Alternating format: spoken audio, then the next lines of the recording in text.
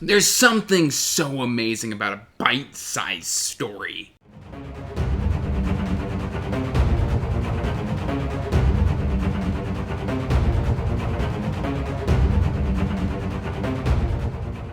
Hey everyone, welcome back to Andrew's Wizardly Reads, and as always guys, I'm Andrew, and today guys, what we're here to talk about is the short story collection and why it's brilliant. But before we get into that, please like this video and subscribe to the channel, as it does help the channel grow. You can check the description box down below for links to all my social media, including information about my Patreon or the Discord if you want to chat on a more regular basis. And guys, without any real further ado or mucking about, this is something that just kind of came to me recently. I'm in my mid-30s, and I'm just now getting into short story collections. I'd read a couple here and there, but it wasn't something that I was particularly interested in or that I would seek and or reach for. And very recently, it was just like a switch flicked on in my head, and it was just like, short stories are amazing, and the collections that they can be found in are fantastic. For about a couple of years, this was the only short story collection that could be found on my shelves. This is, of course, Ars Arcanum, or Arcanum Unbound. Ars Arcanum, where did that come from? I don't know, Arcanum Unbound by Brandon Sanderson. I still haven't even finished this. I've read, like, a couple of the novellas in here, and maybe one or two short stories, but it's never been something that I've prioritized. And then over the last couple of years, we, of course, have all of this that has been acquired. I've probably got a couple Ray Bradburys on the shelves that I didn't pull down, but you get the gist. Is my interest in the short story collection has exploded, and I'm going to tell you why. It's because they're short, they're digestible, and they're great for mood reading or people with ADHD like myself. I am all over the place. Sometimes I have a very short attention span, and what the short story is great for is you can get that just short, bam, explosive, just pop of dopamine when completing a story. It's fantastic. Recently, there's a winter-themed anthology that just recently came out. It's full of indie authors. It's fantastic. I've yet to read this, but it's going to be read, I believe, in December of this year. I'm very excited for that. But where the short story really thrives, at least for me currently, is in the scary story, spooky side of things. I've just been really gravitating toward those. Initially, it started with Night Shift by Stephen King, which I kind of liked, and then I did Skeleton Crew, which I kind of bounced off of, and I was like, I don't know if short stories are going to be for me.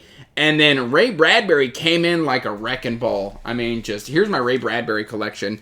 We've got I Sing the Body, Electric. We've got Long After Midnight. I've read this one. This is a spookier one, and it's fantastic.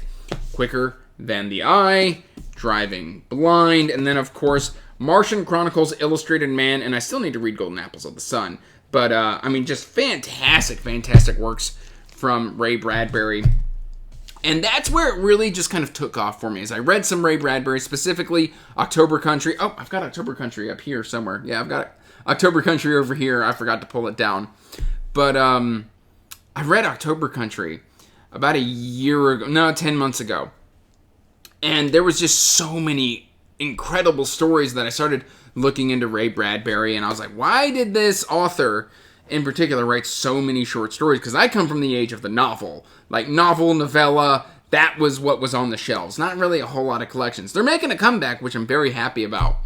I mean, there are still people who put them out sporadically, but I'm glad to see that I've got these in my collection. Anyway, Bradbury used to write basically a story a week, and it was just something, he was like, hey, your first short story is not going to be good. That was his kind of driving force of becoming a great author. It's just constantly pumping out stories, and while not everything is going to be absolutely made of gold, eventually you will pop out a fantastic story. I believe he was once said, this is not an exact quote, but he was just like, I challenge you to write 52 stories in 1 year and not have one good story.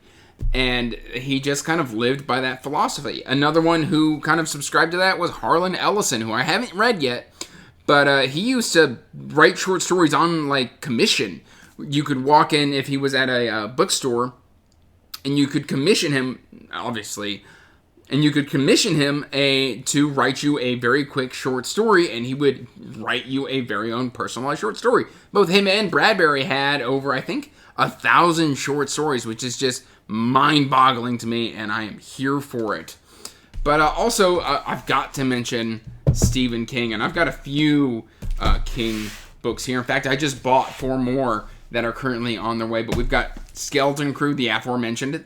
We've got If It Bleeds, Full Dark, No Stars, Hearts in Atlantis, and Just After Sunset. And I believe he's got 7 short story collections and 4 novella collections.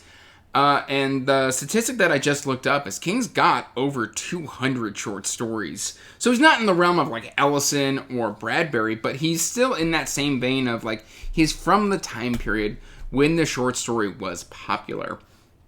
And I think the short story was popular, it was just because an author could be walking around. In fact, in the back of Skeleton Crew, he offers notes on where certain ideas came from. And it could just be that he was in a rut, and all of a sudden he'd be at the grocery store, and he'd be like, what if we got trapped in here with dinosaurs outside? And that's kind of what started The Mist. Even though The Mist has since changed a little bit, and it's not about dinosaurs.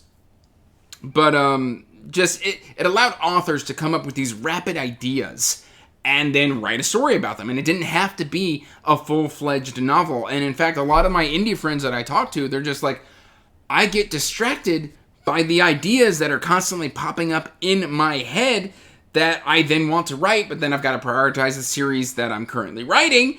And that's kind of where the short story shines. In fact, I know for a fact that in the advent of winter, a short story by Tori Tekken is now being turned into a full-fledged novel series. And while I haven't read the short story, I'm still a big fan of Tori's, and I'm excited for, I believe it's like Cold Silver is a partial name. The full name is escaping me because my brain is in full-on ADHD mode.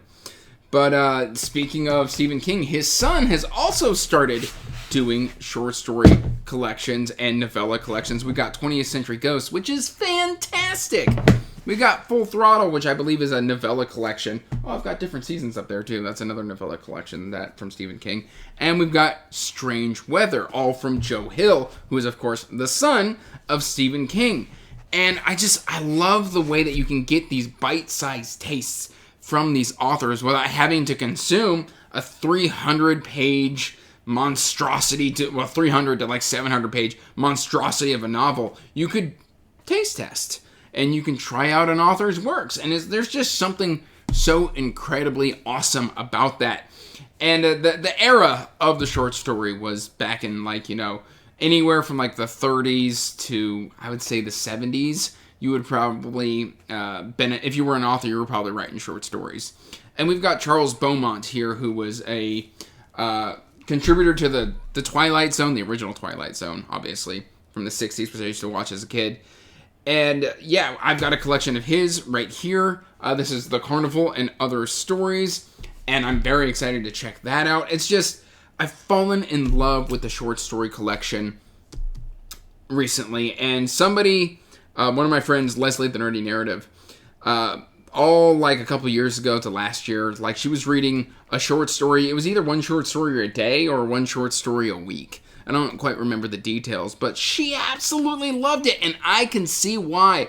With Skeleton Crew, I've been doing 1 short story to 2 short stories a day, and then you find out that you've taken down a whole book of short stories, and there's some in there that just give you the shivers, some in there that just make you happy, some in there that just make your fist pump. I don't know. There's something cool about the short story collection, and I want you to tell me what you think it is in the comment section down below, because it's going to be different for everybody. Let me know what your favorite short story collection is. Let me know what your least favorite short story collection is. Heck, let me know your favorite short story period, because there's some bangers out there. One that comes to mind, it's so ridiculous and it shouldn't work, but it absolutely does, is in Joe Hill's 20th Century Ghosts. There's a story called Pop Art.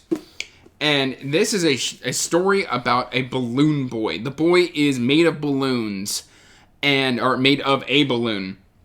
And people bully him, and like the damage doesn't heal, and he can kind of like spring leaks, and they can put like tire patches over the leaks and stuff like that. And then like he just kind of deflates over time as people are mean to him, and he's got this friend, and he wants to know what it's like to float up in the sky. What's it like up there?